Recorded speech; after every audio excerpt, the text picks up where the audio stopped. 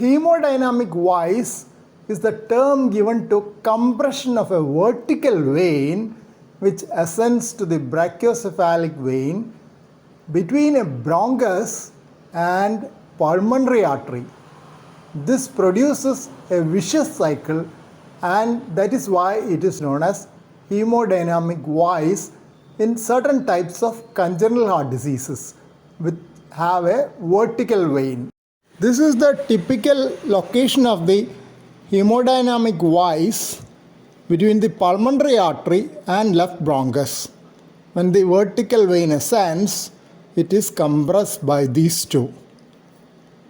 When it is compressed, pulmonary venous drainage is obstructed partially, which leads to increase in the pulmonary venous pressure. Pulmonary venous pressure is transmitted back onto the pulmonary arterial pressure. So pulmonary arterial pressure increases, which will increase the compression.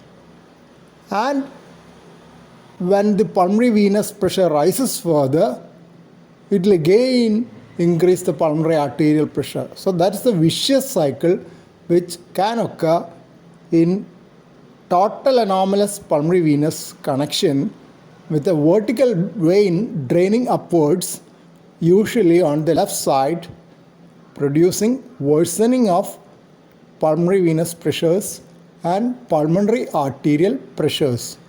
Hence, it is known as hemodynamic vise. Though the hemodynamic vise is typically located on the left side, occasionally it can occur on the right side as well. Sometimes there is a right vertical vein which rises upwards between the right pulmonary artery and the right bronchus. Then also it can produce compression and cause a similar situation like the hemodynamic vise on the left side. This is much less common. The previous two descriptions of hemodynamic vise was in total anomalous pulmonary venous connection. It has also been reported in partial anomalous pulmonary venous connection. In a case of cor triatriatum, veins, pulmonary veins from the part of right lung and the whole of left lung formed the vertical vein and ascended up. So there was a hemodynamic vise compression between the pulmonary artery and left bronchus, as in a typical total anomalous pulmonary venous connection.